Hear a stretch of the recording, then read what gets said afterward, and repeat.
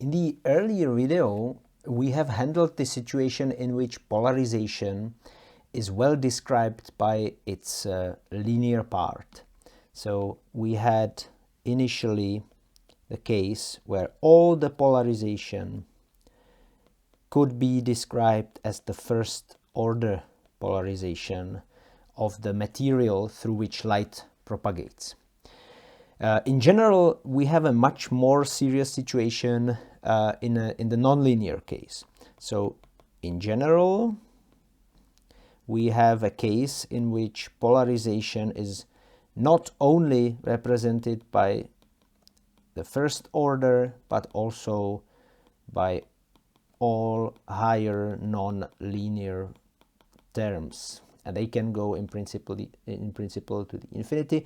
We will denote this part as the non-linear part of polarization. And one very important process which occurs in the matter when it is shined upon by a strong or relatively strong electric light of, let's say, laser or light of laser, represented by the electric field, is the so-called N-wave mixing. So we are looking at so-called N-wave mixing.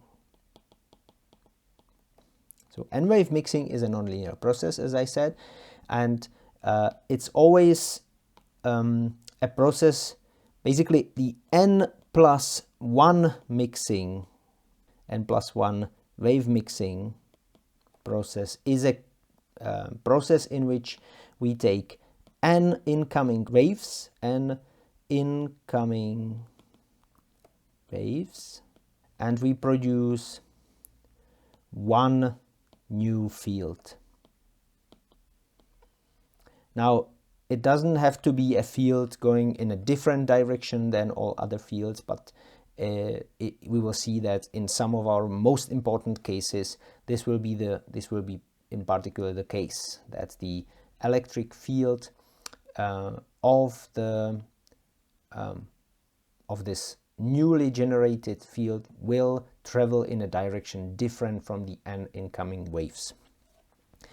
Now, to describe this, we will basically still keep working with the same wave equation that we have derived earlier.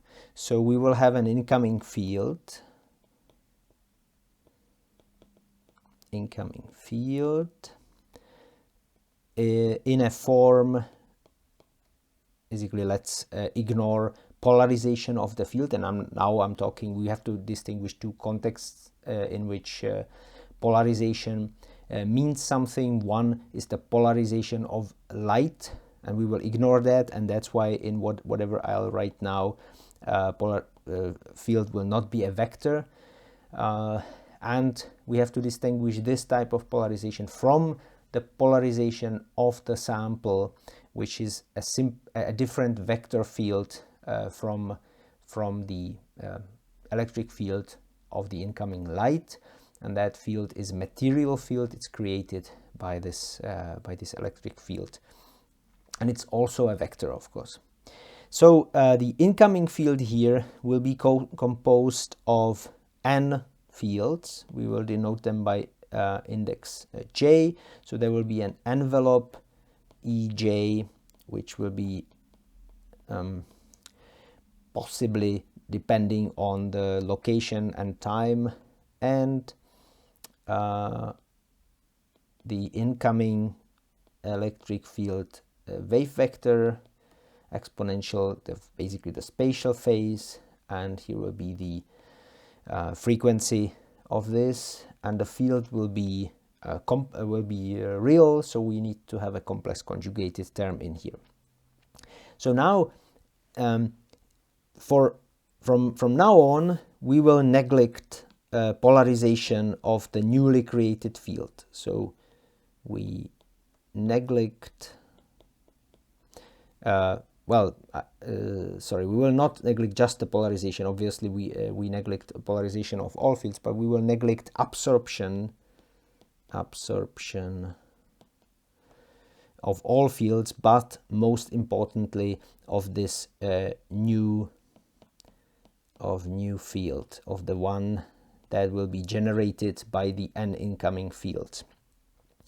So this is not so bad, in fact, in a situation where we study processes with perturbation theory, because the absorption of a light which is created in certain order of interaction between matter and light is actually a process which is sort of essentially one order higher than the creation of the field. So if we keep working within certain order of perturbation theory, the absorption of the field that we are calculating by this process is actually a process of higher order, so it can be neglected.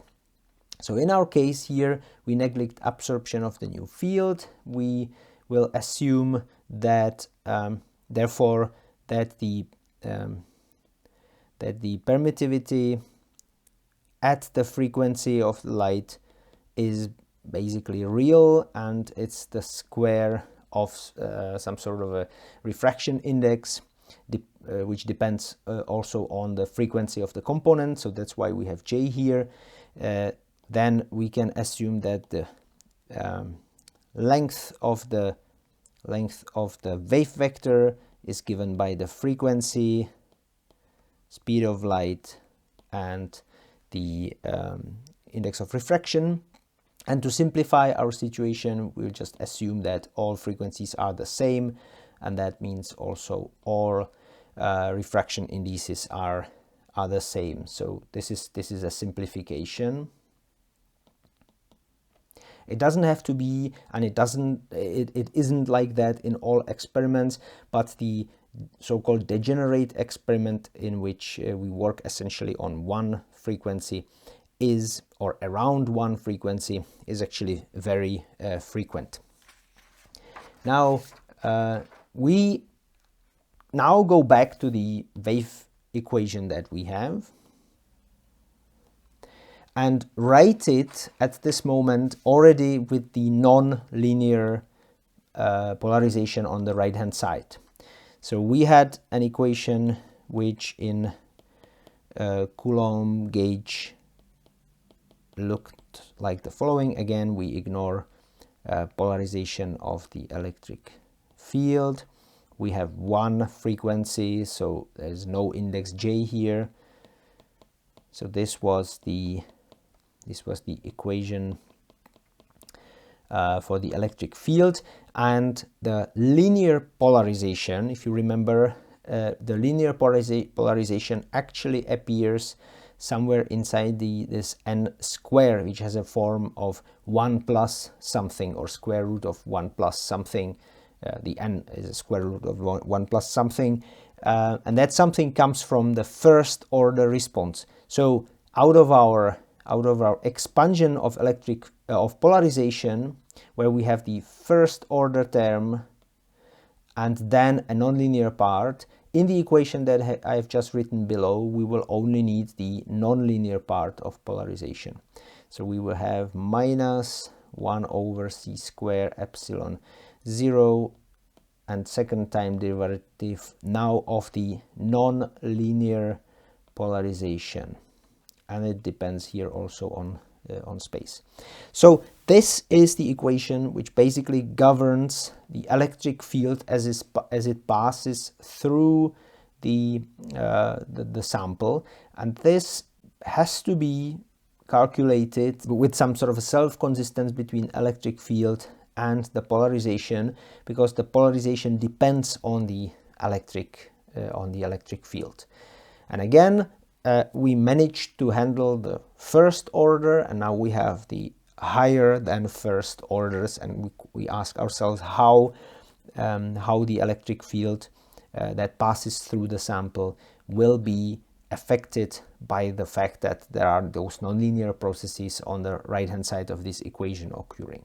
So, as I said, the nonlinear polarization here is induced by the incoming electric field. This is induced by E.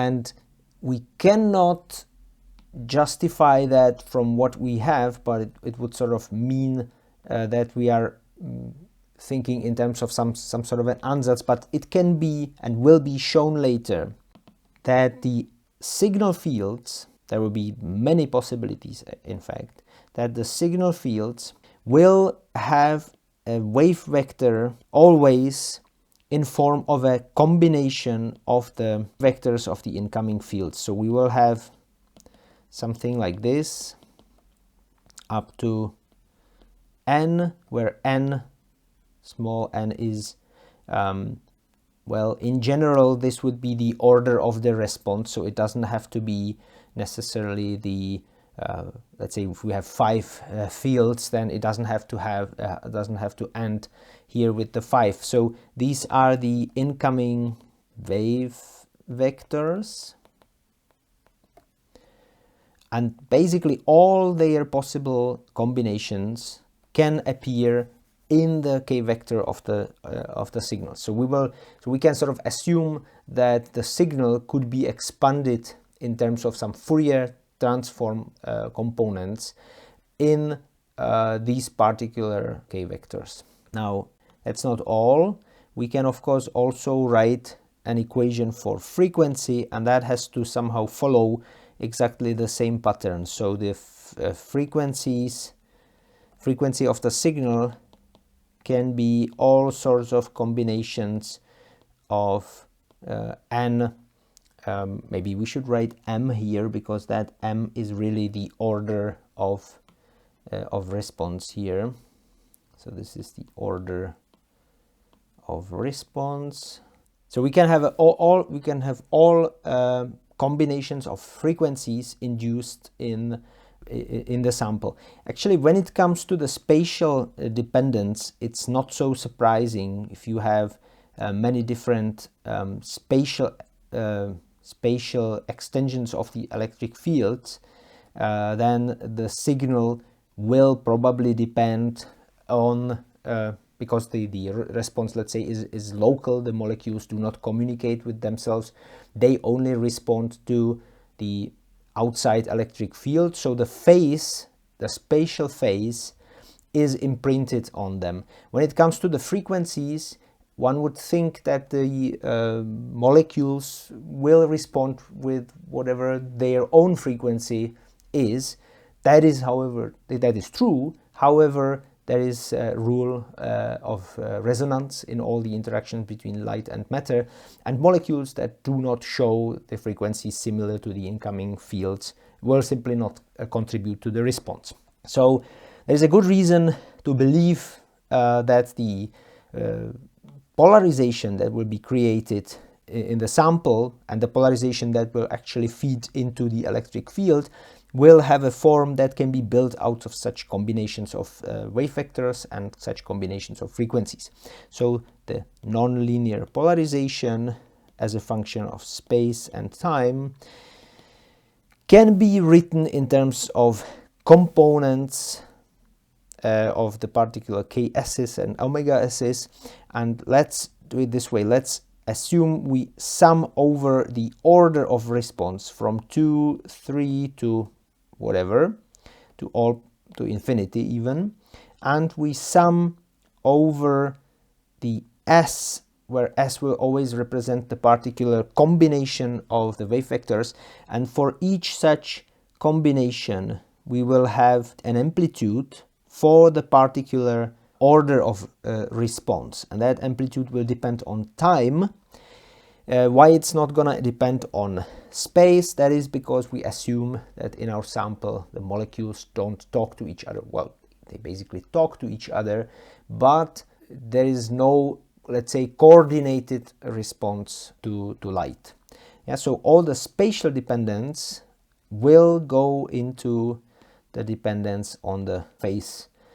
So we will have this type of dependence where S represents a particular combination of frequency, basically particular combination of pluses and minuses.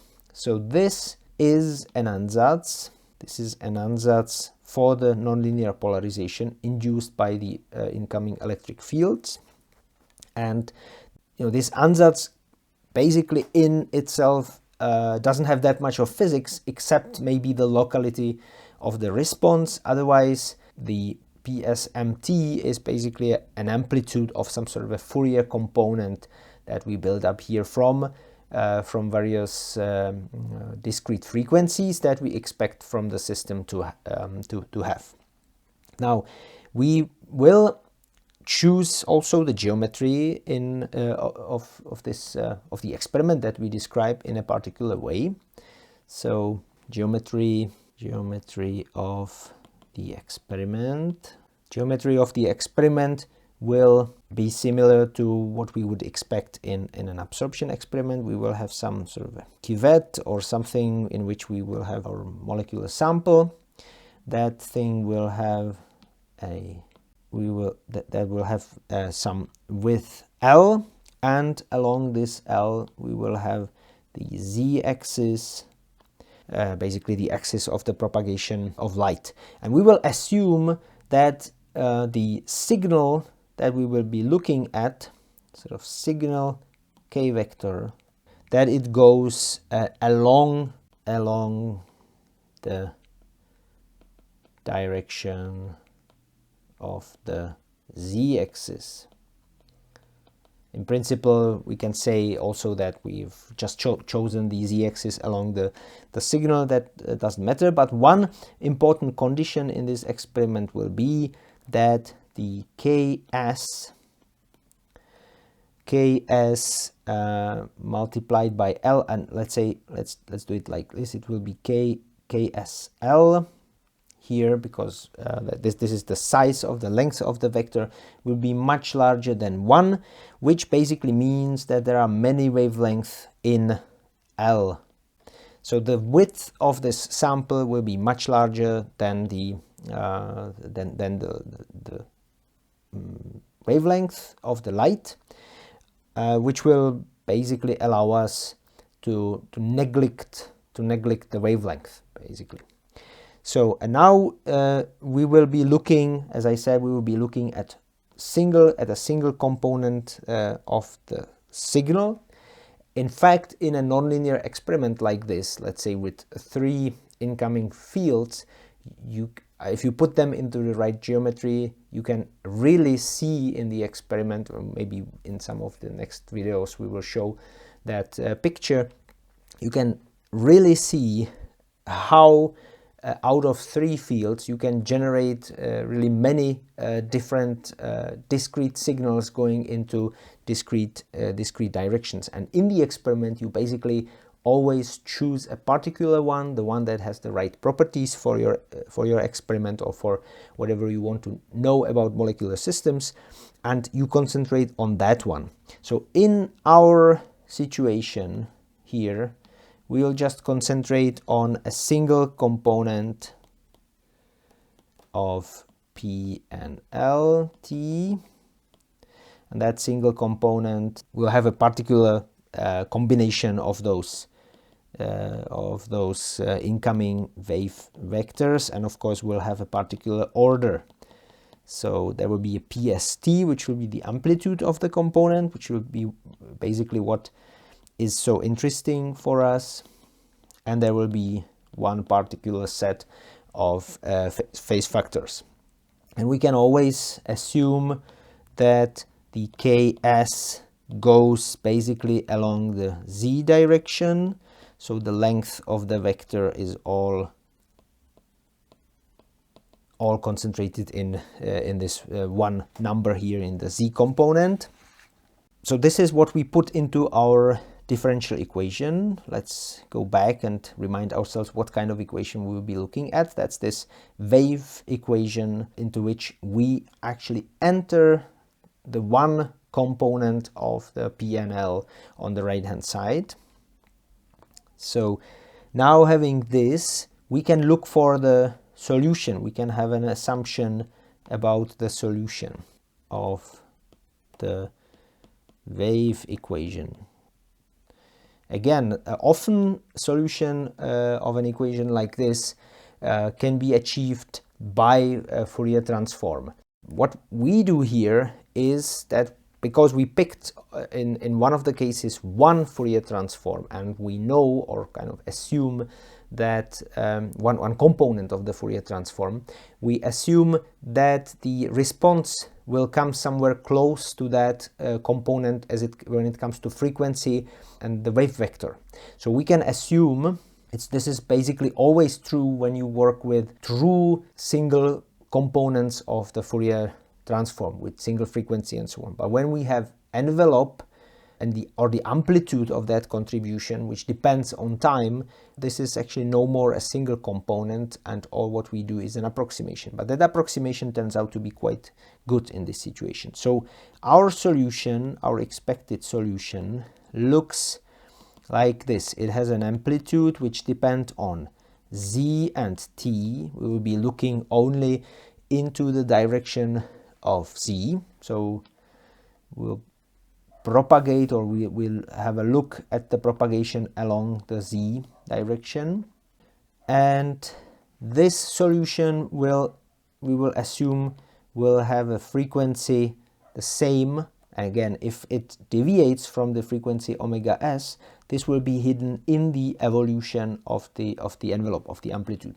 So we assume that there is a carrier frequency or middle frequency or some characteristic frequency which is omega s, the same as the polarization that we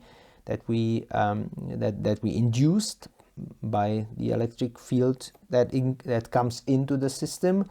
And here we will have in principle a different k vector, ks dash now.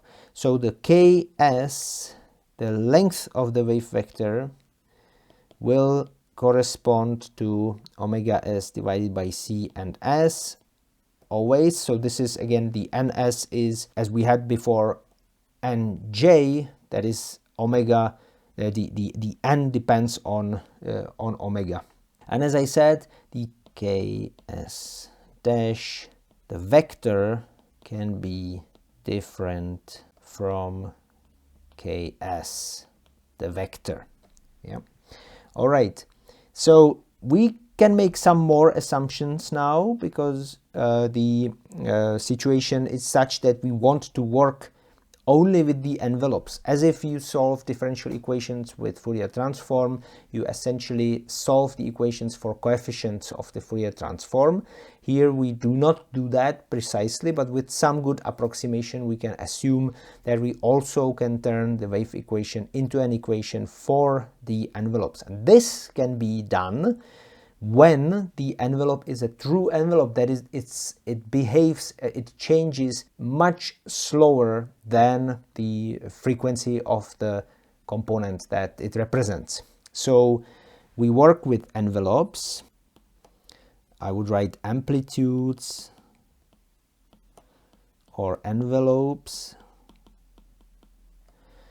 Those are envelopes, basically PS in our case. That's this PS here. So we work with that envelope, and there's another envelope, that's this one. So with these envelopes we work, and we can assume that this is like a small calculation now. So this is like an example. Let's assume that we have a contribution that looks like this. Now we forget about the spatial dependence. That's not so interesting, and we look at the time derivative of this. So we look at the time derivative. Well, this is nothing but first the time derivative of the envelope, and then multiplied by the exponential with the frequency omega s. And then we have minus I omega s, which comes from the derivative of this thing, pst, and again the exponential. And of course, if this is a truly slowly evolving envelope, then its time derivative must be very small. So this is essentially 0, and we can write that this is approximately minus I omega s pst, like this. This then means, however, that this part must be much smaller than this part, which we can write down in terms of a condition that the absolute value of the time derivative of the envelope is much smaller than the absolute value of omega s times the envelope. That's the condition that we will assume here. And with this condition, we can simplify a little bit the wave equation. So let's go to simplify the wave equation. So we have 2 points of simplification that we can make. We've been discussing here time dependence of PS, but in a very similar manner, we can also handle the spatial dependence of the electric field. I mean, we can assume, because this is what usually happens, that the absorption is relatively weak, and that means that also the spatial change of the amplitude of the electric field will be relatively small. That means, because we have a second order spatial derivatives in our wave equation, we can neglect the second derivatives of the amplitude with respect to the first derivative of the amplitude now in space. So we have to handle spatial change of electric field. So we have let's say this form now to look at, and we want to take a second spatial derivative of this. So for that we need the first spatial derivative, and I will just write kr without anything around. So clearly the chain rule says that this means to take a derivative of the envelope first, and then the kr, and here it will be plus ik. I mean, if we take a derivative along the z, we will actually have to have a unity vector in z direction here, or let's say let's do it like this. We take the z component of the k vector, e s z, and e to the power of ek of ikr. So this is it. This is the first derivative, and the second spatial derivative, in which we will now be allowed to do some approximations already, will look like this. So we take a derivative of the expression that we've done above. So there will be a second spatial derivative of est. Here we will have a spatial derivative of, again, basically the spatial derivative of the exponential, and we are still at the first term, so there will be the spatial derivative from the first derivative. So that was the first, that was this term so far, and now let's have a look at the second term, where we get first spatial derivative of the envelope and one more spatial derivative of the exponential. So there will be a minus kz square es z e to the power of I k r. So in here we will assume that the second spatial derivative is too small already. So this will be small and will be neglected, and we'll be working only with the three terms, which are basically just two terms, because what we could do is to write 2 here and therefore forget this term, because these terms are the same. So the second derivative according to z will give me these two components. Now because we have in our equation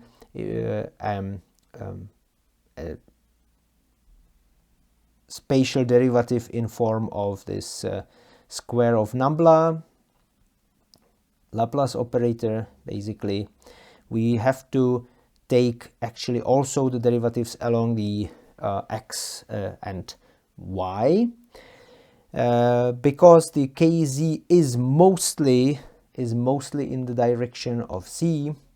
We could, in principle, if we look at it like this, KRS, we can neglect all those components kx and ky.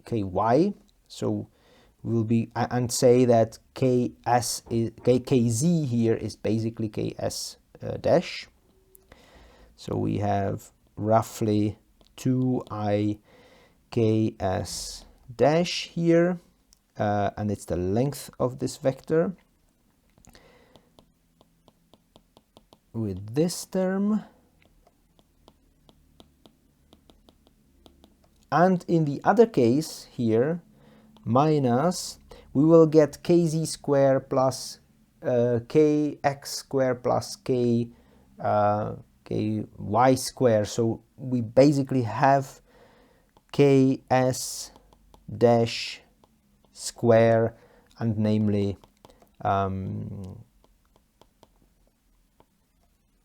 exactly. We don't have to rely on any approximations here.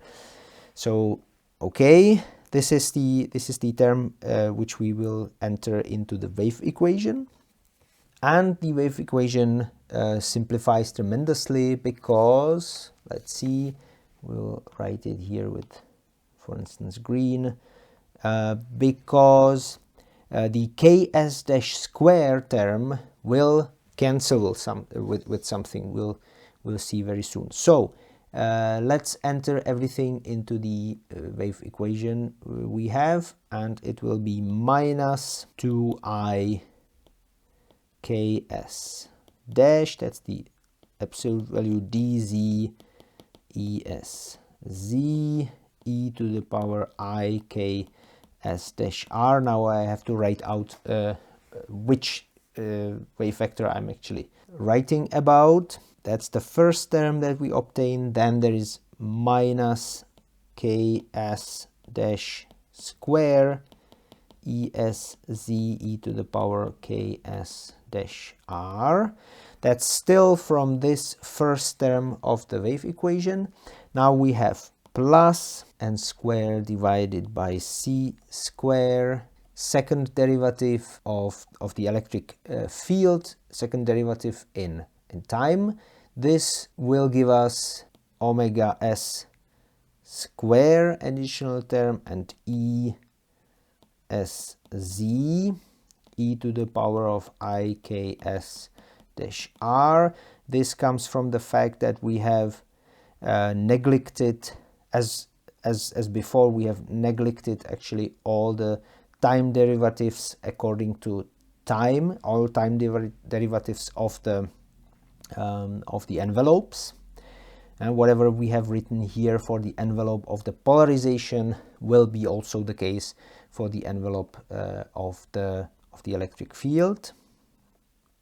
Okay, here we have plus, and here, because of that omega square, we should have minus, because at each derivative it's I omega s that we get down. So these are the right signs. And on the right hand side we had before minus 1 over c square or epsilon square, and the second derivative of the nonlinear polarization. And now again, because of the neglect of the spatial the time derivatives of the envelopes, we'll get this time a plus omega s square. That all comes from the exponential time dependence, and here we have c square epsilon 0 ps t e to the power of I k s r t, and this is not k dash, but that's k without the dash, ks without the dash, the original combination characterizing the polarization.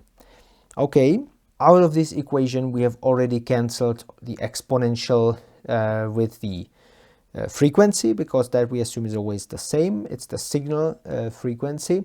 And now we can kind of get rid also of the spatial exponentials, except for the little fact that here is k and here there is ks. So we will have to have anyway on the right hand side the difference between the two k vectors.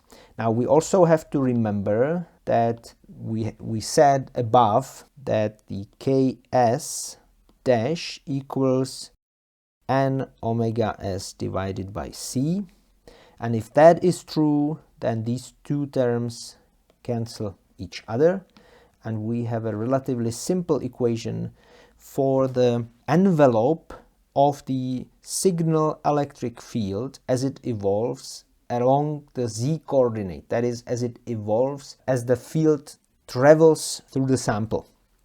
So effectively at the end, the equation that we get is the following. It's the IKS,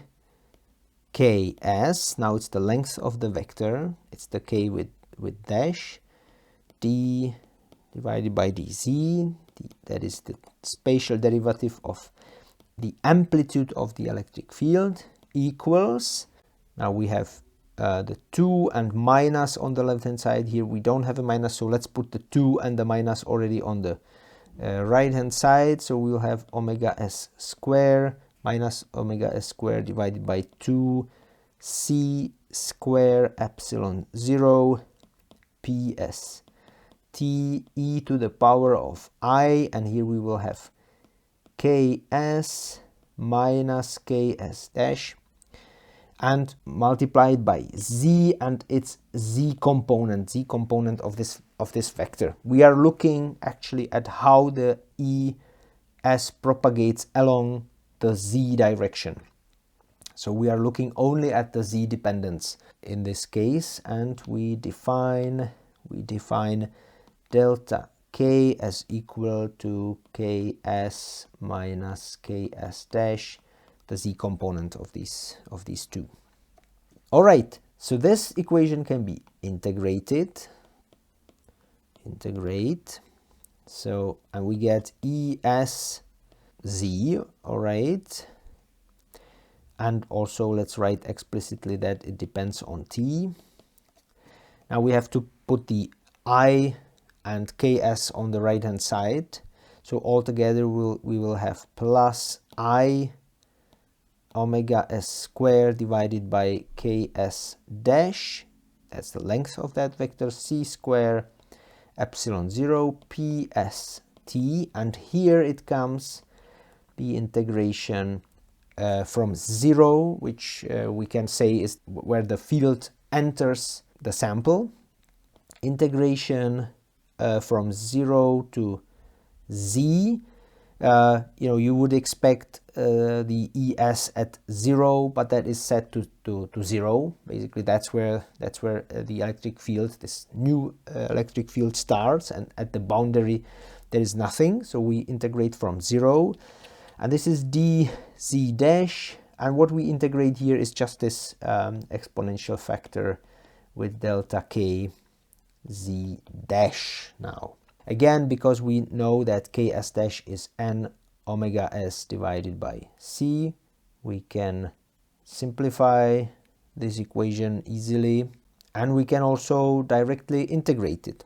So es zt equals then I, there's going to be only 1 omega s divided by c and n. It can be written as an s, for instance, also epsilon 0 pst, and here we will have basically we will have 1 over I delta k and e to the power I delta k z and minus 1, that's the value at 0. This can be rewritten easily in some other way. Let's do it quickly. PST. We can take out the half of the exponential here. e to the power of I delta k z half, so that we have left I delta k z half minus I minus delta k z half. So here you already see that we are aiming at some sort of a sign. So in that case, we want to have 2I down here, which we definitely can produce because I is already there. We put 2I. And now we have delta k half, certainly can works well because that's how we get the 2 here. And then there is then there should be we want to have z there for the reason that you'll see very soon. So the z has to be put also here.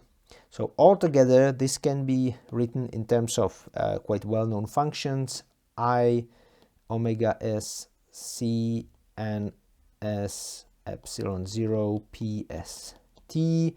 There is I delta k z half. There is z, and then there is a function sinc of delta k z half. Okay, so this is now our solution for the electric field as it propagates through the sample. It's important to say, well, we will have a look at how this thing actually looks like, and how it depends on delta k. For instance, we can say that the when the delta k is equal to 0, that is when we are looking at the signal generated along this direction that is exactly copying the combination of the k vectors of the electric field, that the thing is 1. That is why we actually have written it that way. So the ESZT at delta k equals 0 equals I omega s c n s epsilon 0 p s t e to the power of this thing here. And well, let's assume, that would be actually better, let's assume that we are looking at the field. So here's the incoming field, here we went through, and we are looking at this position here. That is after we traveled the distance L. Well, I've drawn it from right to left, and it would make more sense to count to draw it from left to right. But let's say that Z runs from 0 here and is equal L here. So then it would make more sense to basically write L here and L here, and then we would write L also here. So this would be the electric field leaving the signal field, leaving the sample in that combination, in that direction, which looks like a combination of the incoming field. So we have a linear dependence of the field on the length. It is directly proportional to the PS, and then there is a factor of I omega s. That's an important factor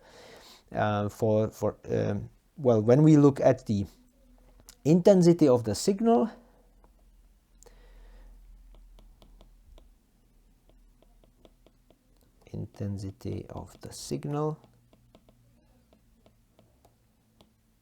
and now we are asking for the general intensity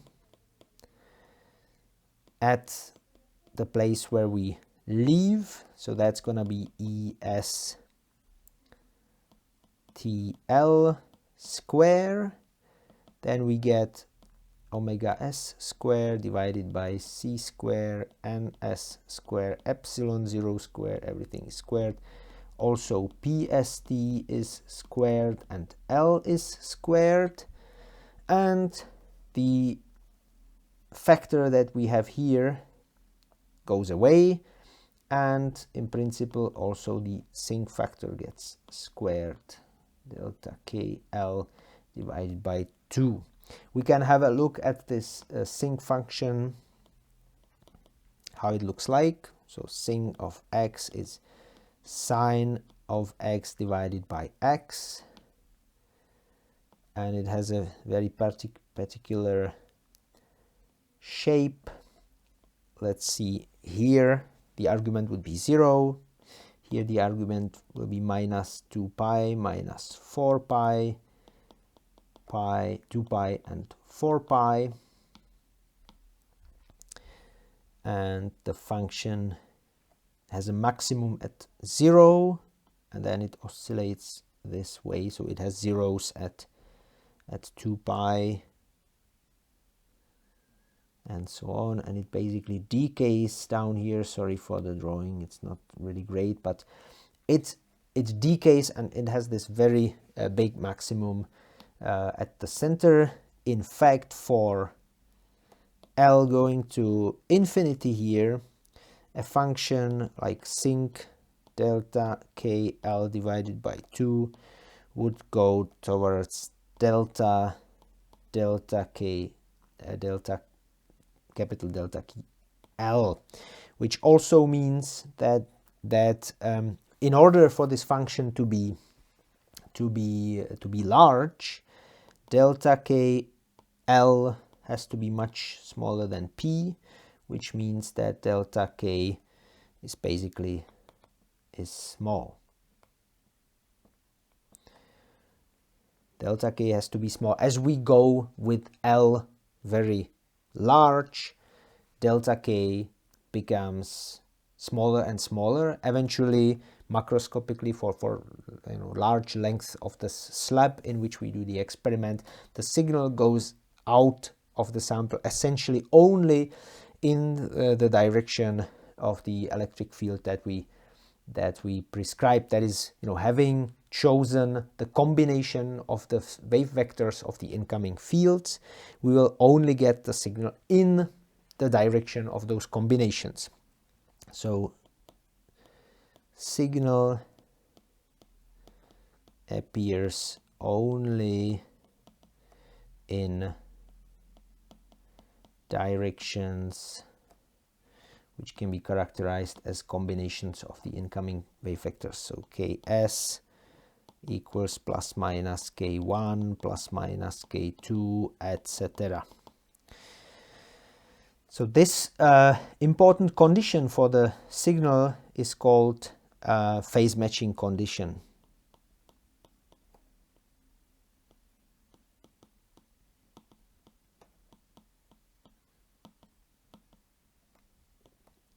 So this is phase matching condition, and we'll make a little drawing to make it clear what it means for the signal.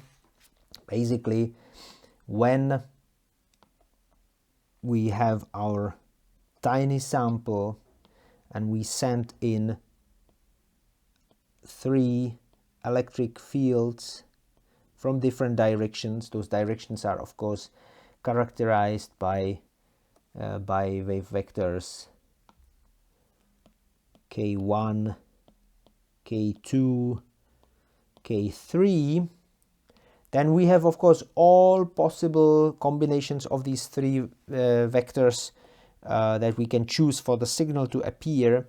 There can be, for instance, also combinations like K1 minus K1 plus K2, in which case the signal will go in the direction of K2. But we can in principle have Ks also in a direction, for instance, minus K1 plus K2 plus K3. So that would be K2 goes like this, plus K3 is like this, and minus K1 means, this is quite important, minus K1 is in this direction. So this is K2, this is K3, K3, and this is minus K1. So altogether the signal comes out in this direction, which, if you look at it carefully, doesn't go along any of the incoming fields. So this is the nonlinear process of n-wave mixing. This is 4-wave mixing process, what we have here in the example. This is 4-wave mixing process. And this is, for instance, this particular setting is an extremely important example of very advanced and actually relatively recent, at least in the optical region, experiment where you measure some sort of a background free coherent response of a molecular system. At the end of this lecture, we will build an experiment out of it, a very famous multi-dimensional coherent experiment, in this case 2-dimensional coherent experiment. There is one relatively important topic that we have to discuss here, and that's the detection of the nonlinear signals. Well, we can quite expect that a nonlinear signal will be weak. I mean, in normal life, we don't really see any such things as nonlinear signals. So we are detecting intensity of light, which is something that is proportional to the electric field intensity squared. So if we do this for small e, we can actually expect very small intensities. There is a trick how to overcome the problem of small intensities. This trick is called heterodyne detection. Heterodyne detection is a method by which we can enhance those very weak signals. So the idea is we mix the weak signal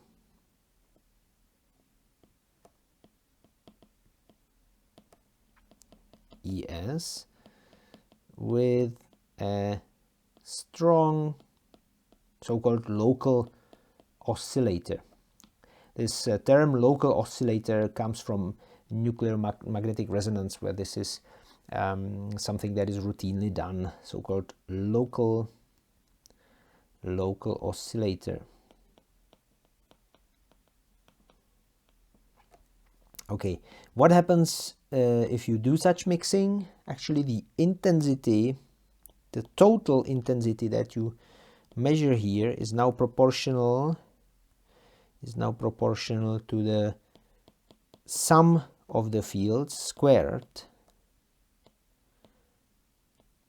which is square of the local oscillator. That is something that we might quite well know, and plus the square of the small signal, which is something that we perhaps can even neglect, and 2 real parts of the local oscillator mixing with this field that we want to measure. Now here, if this is very small, we can neglect that. This is well known, so we can probably account for that. And what we measure, what we are interested here in, is this part. We will call it the heterodyne detected signal, or intensity of the heterodyne detected signal, and that's the 2 real parts of LO star ES. And the winning side of this is that this heterodyne detected intensity depends only linearly on ES. That is an advantage, because quadratic small things are even smaller. Linear is bigger than the quadratic when it comes to small stuff. Okay, so very often And in the experiment that I have discussed earlier, very often it is really done so that you take a separate light field as a local oscillator. However, there are quite interesting and prominent cases in which the field that you put in the that the field by which you investigate the system itself is such a local oscillator, and that's so you don't have to do anything extra than what you already have in the experiment. So that's the case of the pump probe experiment.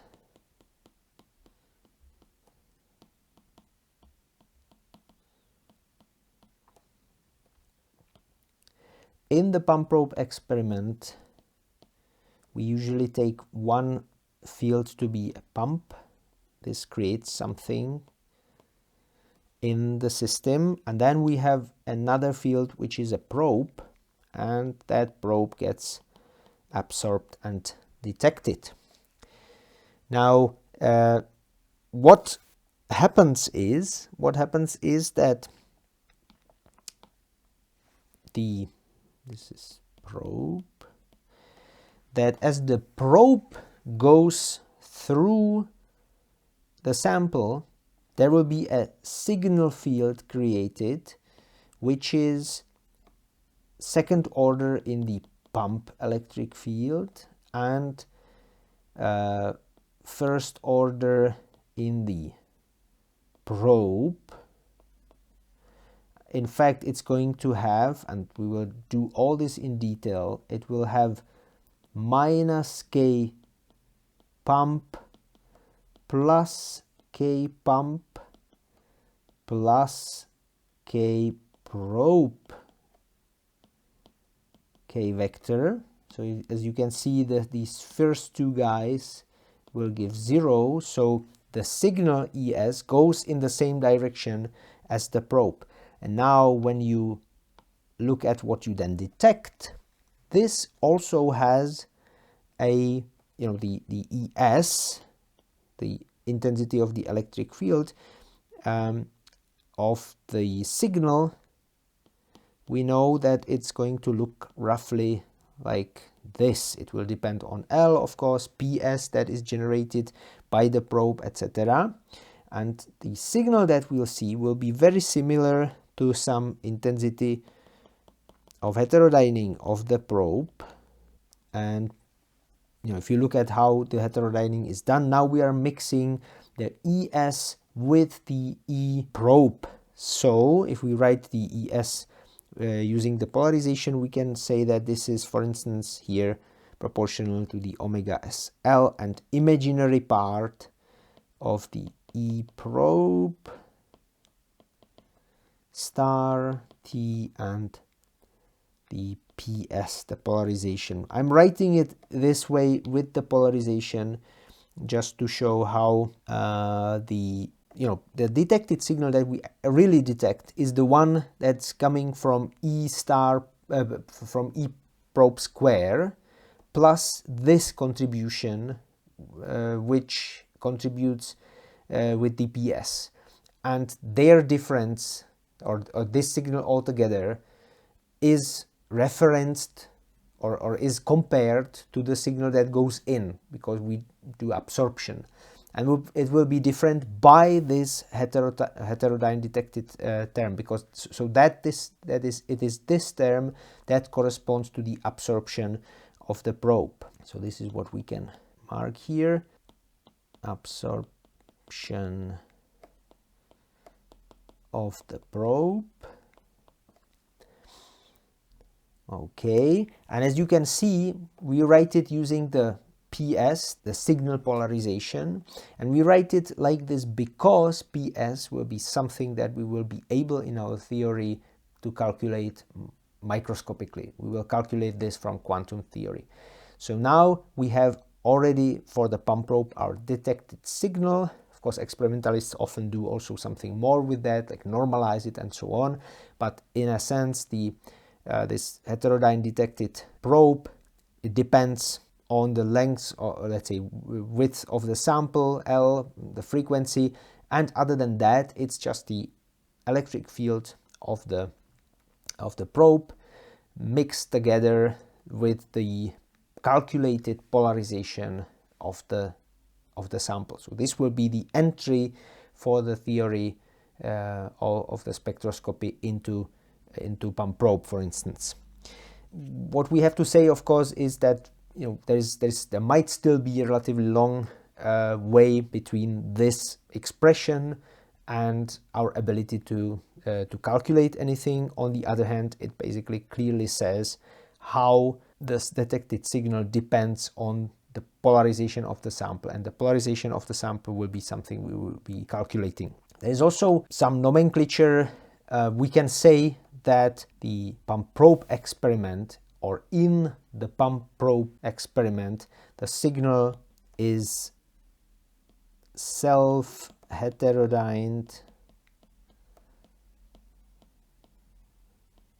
but that's kind of a strange expression because it's self and hetero, or it's a homodyne detection that we do here. Yeah, it's signal is heterodyned. We can also say is homodyne detection. So we have heterodyne detection, and homodyne detection. Actually, in different fields of science, these two terms might mean something completely different, but in spectroscopy, nonlinear spectroscopy, this is what happens when you put an extra, or let's say different, electric field somehow in to mix it with your signal that goes background free. It's a heterodyne detection. When you have a method which is not background free, but there is a background coming from the field that you sent into your sample yourself, and your signal actually gets mixed with it, that's a homodyne detection. So that is all I wanted to say about the sort of electrodynamic and macroscopic part of the nonlinear spectroscopy. Now we will build on this by diverting our attention now to the calculation of the polarization, which will be the crucial microscopically derived quantity in our considerations. That quantity will allow us to connect quantum theory of, let's say, non-equilibrium behavior of molecules with what is actually measured in macroscopic experiments such as pump probe and the different coherent multidimensional methods. Before we start to construct the theory of nonlinear optical spectroscopy, we have to get some idea about how to describe dynamics of open quantum systems. All molecular systems that we will consider for spectroscopic investigations, they are always open, at least those that are truly relevant in biology, chemistry, etc. All those systems are open, and we have to describe their dynamics correctly. So we start with quantum mechanics, that's for sure. So we have quantum mechanics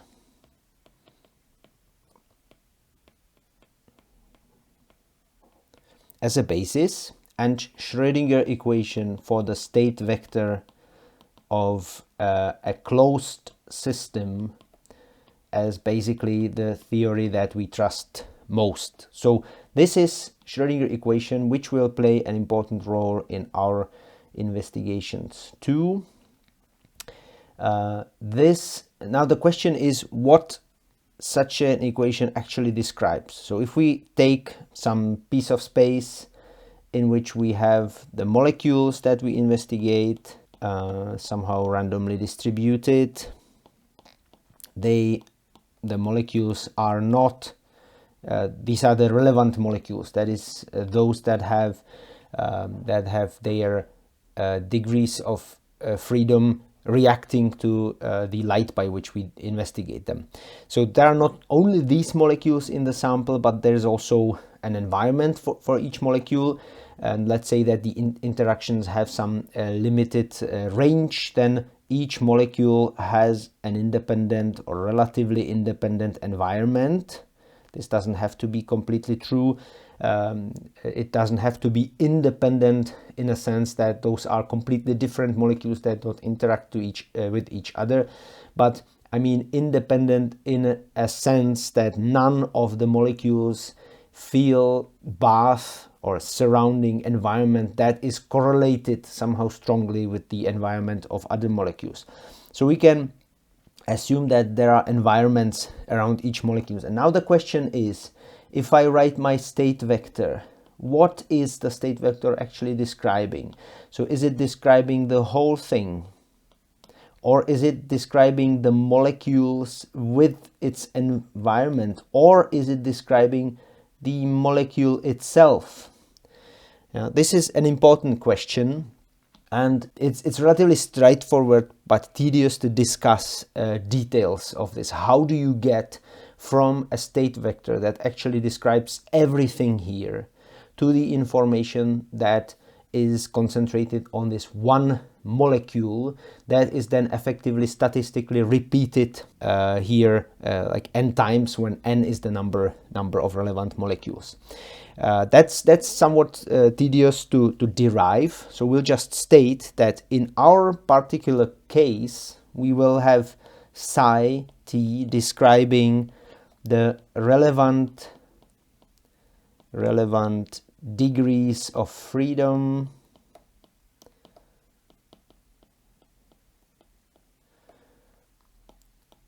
of the molecular system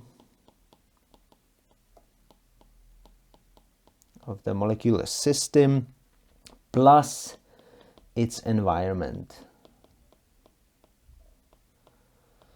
So when we look at this environment here as the immediate surroundings, or the molecules that interact with the relevant molecule that we study, and we describe all this by one big state vector, in principle as if this is an isolated system, and we repeat this in our description n times, where n is this large molecule, large number of molecules. We repeat it n times, well, because we have to average the signal over all molecules.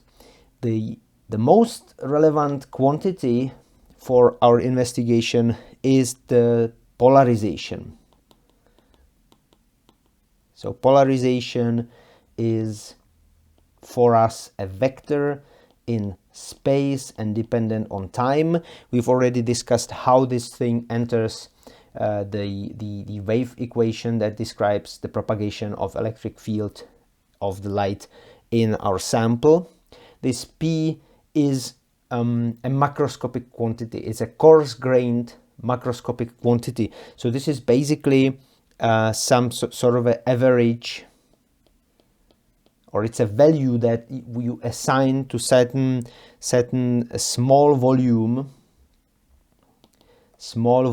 delta V around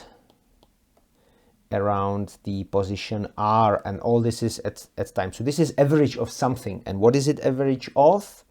It's an average of the polarization of individual molecules, and the polarization of an individual molecule is basically its expectation value of the transition dipole operator. So this is a transition dipole operator. Transition dipole operator of a molecule. Here, we will deal with things like averaging over the fact that the molecules are not the same, etc. So here we assume that the molecules are all almost the same, that they have the same operator mu that describes their transition dipole moments, and we build here expectation value of this quantity. And as I said, it's averaged, so we average these contributions of different molecules inside the delta V, basically over all molecules that are inside the delta V, around the R, the position R, position vector R. So this is how our polarization looks like. Polarization as the crucial quantity that connects quantum mechanics. Here on the right hand side we have quantum mechanical expectation value and electrodynamics, the macroscopic electrodynamics. That's how that's the P. So now we can have a little bit more detailed look at what is here inside the averaging. So the averaging over space, etc., that is something outside quantum mechanics, and from now on we will actually look only at the quantum mechanical part. So for us the most important question now is, how do I treat this expectation value and what is it? So the first thing that we can do is to realize, and that is an assumption, but very important assumption in most of the experiments that we'll do, that mu depends only on some degrees of freedom of the molecule. So we will, for instance, assume here that mu is independent of environment degrees of freedom. That means that if you have a molecule, its transition dipole moment between electronic states that you study does not depend on the state of the environment, no matter how far it gets out of equilibrium. It's about transition dipole moments here.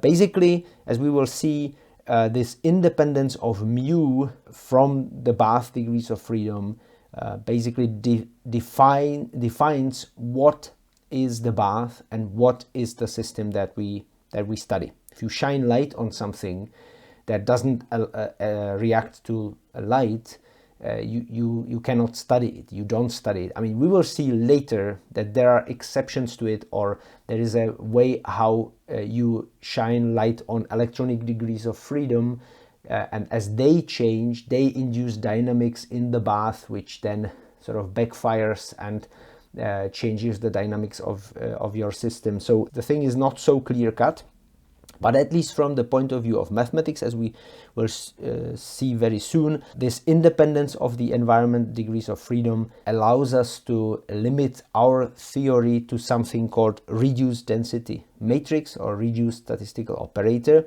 which contains the information of the evolution of these relevant degrees of freedom only, and greatly simplifies the treatment of spectroscopy. So first thing that we'll do here is that we'll insert a couple of unity operators inside this expectation value. We will write first, for instance, a unity operator in terms of the electronic degrees of freedom. This is the unity operator for the system, relevant system that we study. Then, well, we can put here mu, and here we will put a unity operator in terms of the states of the environment. So we will have this. I talk about environment usually as about a bath, because it's a thermodynamic bath. It's very often very near to equilibrium with certain temperature, so it's a proper thermodynamic bath. Now we close the expression here. So we didn't change it because these are unity operators and is a basis on the Hilbert space of the system, and here we have something like totally abstract and really huge, but simply the unity operator on the Hilbert space of the environment, of the bath, which we basically assume to be infinite. So now if we take this, we can write out everything in the following way. We have alpha sum over n, and we can actually reverse, and that's what I'm doing intentionally, we can reverse the order of the terms here, and we can write alpha n mu psi t.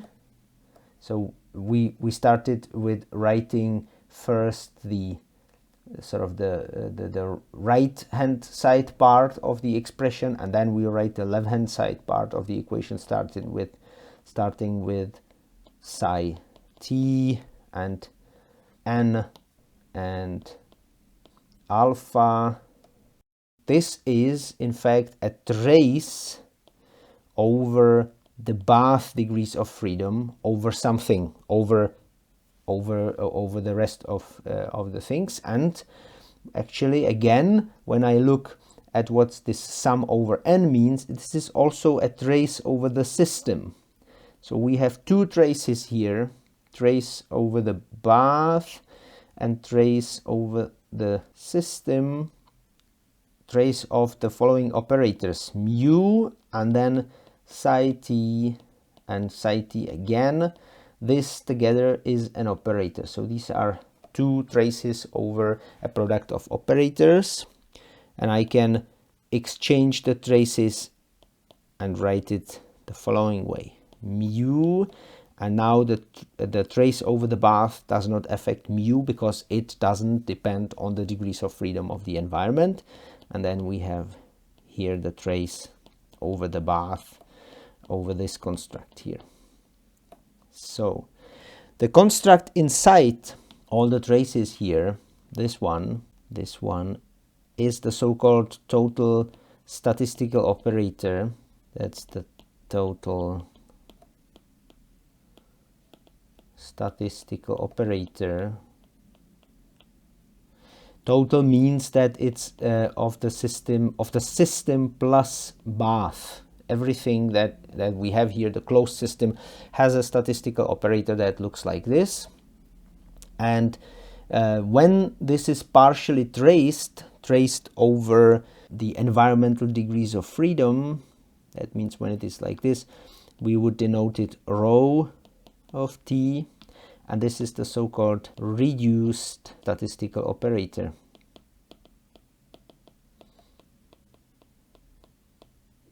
Reduced statistical operator that carries information about the system only.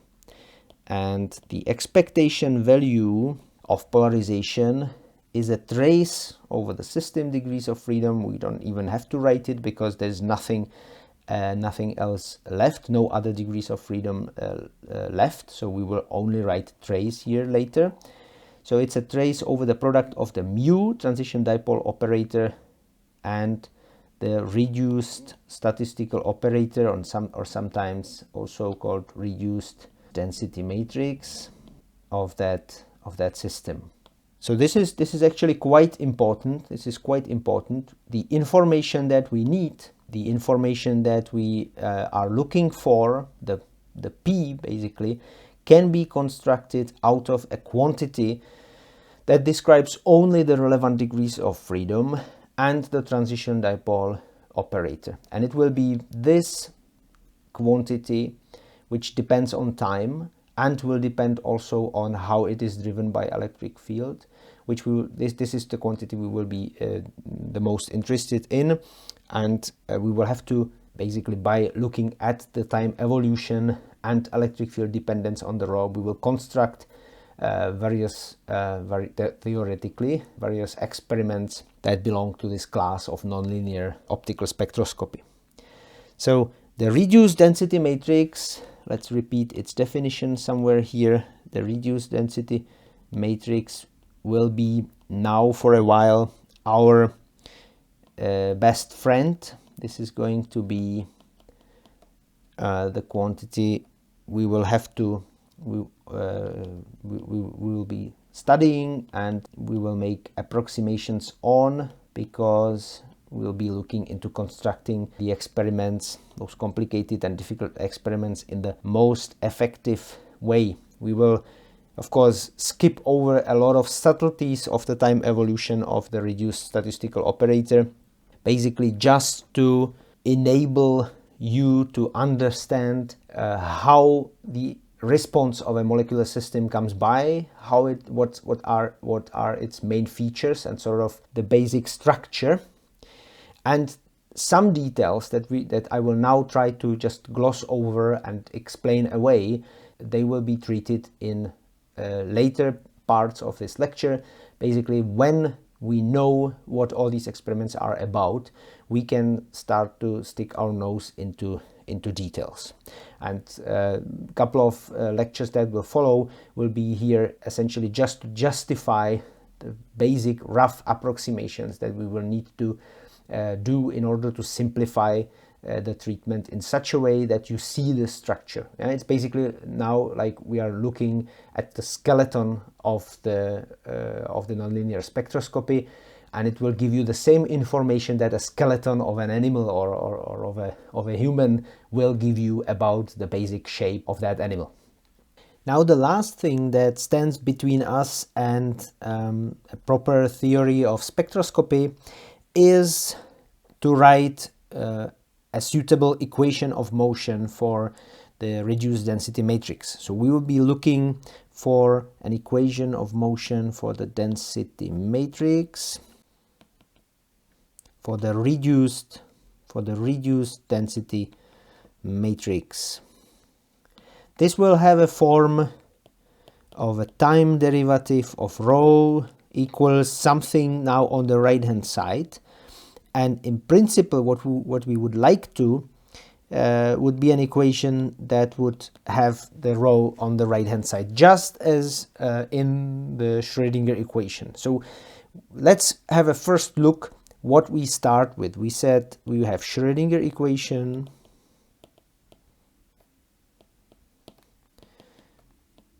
which is of the type that we expect for rho here too. Out of that we can easily derive so-called Liouville von Neumann equation,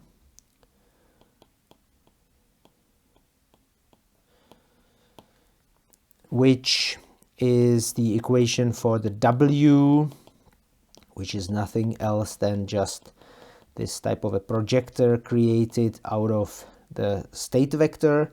And because the state vector has to satisfy Schrödinger equation, we can derive the corresponding equation of motion for W by applying the chain rule of the time derivative. So we have to evaluate something like this, and what we get is then, well, once we have a Hamiltonian on the left hand side of the expression, that's here, and once we have it on the right hand side of the whole equation, that's here. So, and there will be a sign difference because here we have a Hermite conjugated Schrödinger equation. So as a result we get this equation of motion for the W. And what's very important here is that this equation can also be written in terms of some sort of an action of some operator on the state of the system. So we have time derivative of W, and it can be written in terms of some super operator which acts on W, and this L is nothing else. So when L acts on an arbitrary operator A, it's as if a commutator with the H is made. So this is the basic structure of the equation that we have for W, or we would like to have something like this also for the rho. Now the big problem will be, as we will show, or big difference between what we get for rho and what we get for W or for the state vector, is that in the normal equation of motion, the operator on the right hand side that acts on the W or whatever represents the state does not depend on time. That would, well, in principle we could still handle time dependence, but it does not depend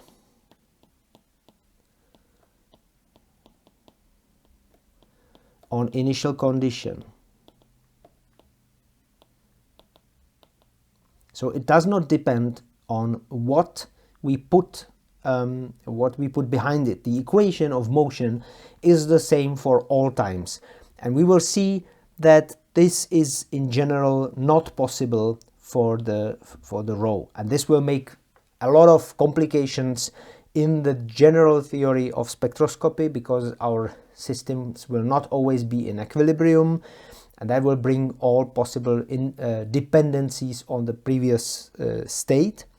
But we will eventually, at least for our first attempt, make some kind of approximations that will turn the equations for the rho also into a form in which the equations of motion themselves will not depend on the initial condition. So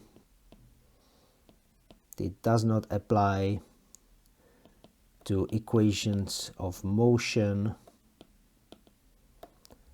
for rho, and that will eventually be a big problem for us.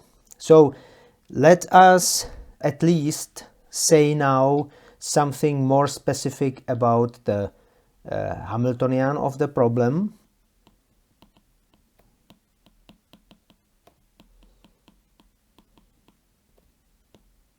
Our Hamiltonian in the Liouville-von Neumann equation will have three standard parts. System, something that we usually call system, that is molecule or molecules of interest, and in fact just its relevant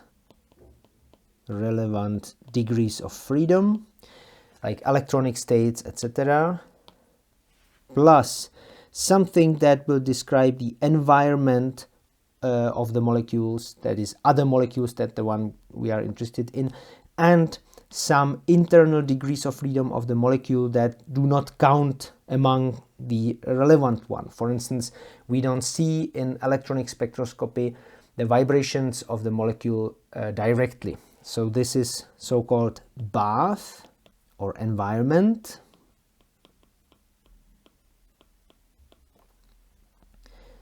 In addition to that, we will have interaction between system and the bath, and this cannot be all. I mean, this interaction so far we will think it's quite general, but this can't be all, because we also have to include light, and we have two ways to include light, namely in a quantum mechanical way, in which way we would have to put in the Hamiltonian of the light and Hamiltonian of the interaction between the matter and light.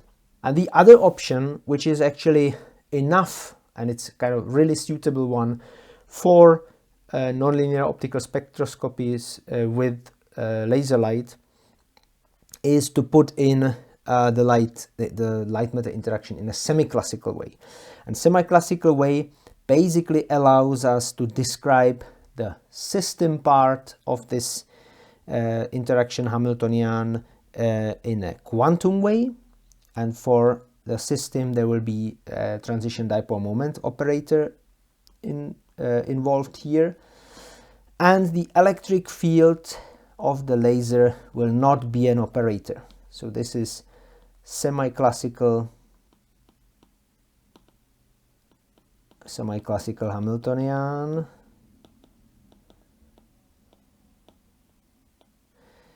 And that means that this is classical light, or classical electric field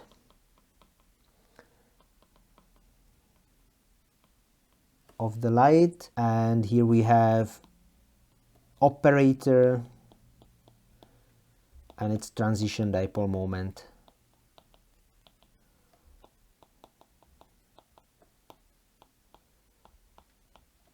So this is a transition dipole moment operator here. Okay, so that's the system Hamiltonian, and with this system Hamiltonian we will have to build the perturbation theory with respect to this semi-classical part. So we will do perturbation theory, and we want to at least formally include as much as possible of this quantum part, of this quantum evolution exactly.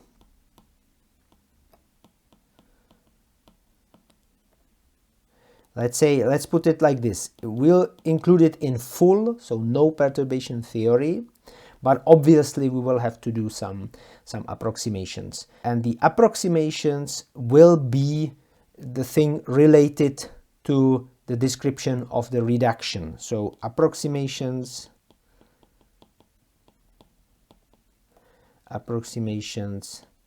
related to the reduction. And what reduction we mean, that's the transition from the description which involves the whole system to the rho, which is a reduced density operator, that is something that involves the information only about the system. So I'll repeat here the really crucial equation which connects the microscopic theory we will do, microscopic theory about rho, with the electrodynamics and the propagation of electric fields, and that is the calculation of the polarization using this type of expression.